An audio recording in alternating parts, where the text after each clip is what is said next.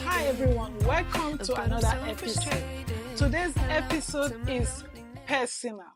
It's about why I started this channel. When my daughter was 9 months, she was diagnosed with sickle cell disease. And yes, you may be wondering, as a nurse, you should have known better. I knew I was AS carrier of the sickle cell trait. I was misinformed that my husband was a non-carrier of the traits. We believed without retesting. And when Dorothy became sick with swollen extremities at 9 months, I was frightened. With my experience as a nurse, I tried to eliminate the possible causes of the signs and symptoms she was experiencing at the time.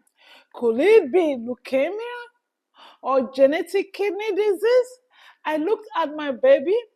She was beautiful to behold. On second thoughts, I requested my husband for a genetic test. The result came back with the same traits as mine. I was frozen and devastated, and I almost lost my mind, blaming myself because I did not insist he retested. At that time, this condition was like a death sentence for any child. That particular moment, I resolved to keep my little daughter alive no matter what it took. While I prayed daily for God to spare her life, I took my daughter to anywhere I heard there was a trial remedy for sickle cell disease management. For anyone who lived in Nigeria knows how far the city of Warri is from Katsina, an ancient city in the northern part of Nigeria. There was an Indian doctor named Suma Sander who had an experimental drug for the treatment of sickle cell disease. I traveled down to his clinic. He looked at my baby. He said to me, "Your baby is beautiful. Don't worry, she will survive if you follow this treatment." He examined her, and then I paid and started the treatment. It was a powder medication, sublingually, for 7 days therapy, followed by 3 months for the first year, then 6 monthly for the second year, and yearly thereafter. He also prescribed an antibiotic named Ampiclos for every 3 months to prevent infection, and as well as folic acid daily.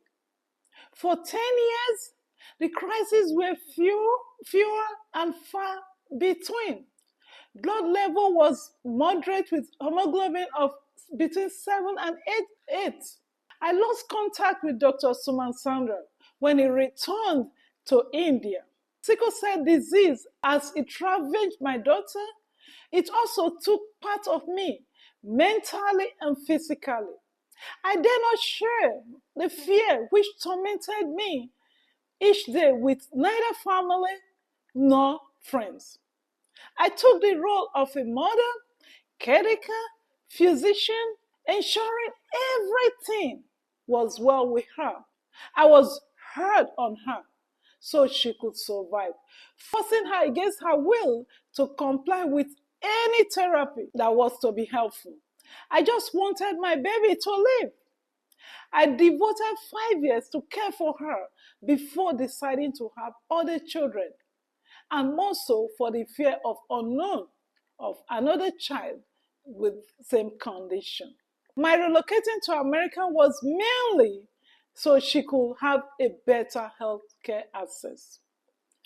I watched her as she grew from a tiny little baby to a teenager, graduated from high school, then college, and became an accountant. She started work, and then she went for her MBA.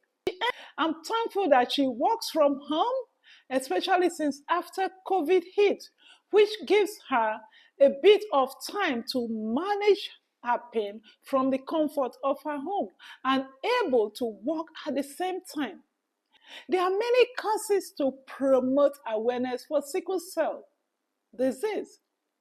From research to blood drive initiative and even TV shows.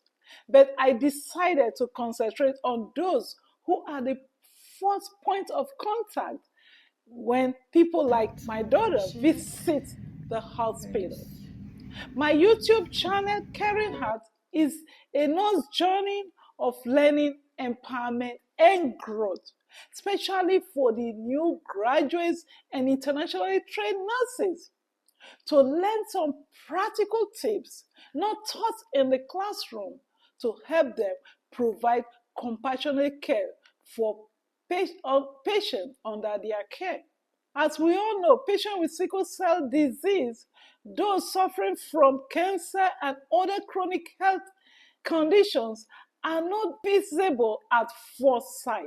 The chronic pain often experienced ordeal of blood transfusion, chemotherapy, and dialysis could only be expressed by the person suffering from it. When nurses understand the pain those who are suffering from these conditions go through, they are more likely to provide compassionate care. Why? Share your story. Why are you committed to doing what you are doing? Thank you for watching.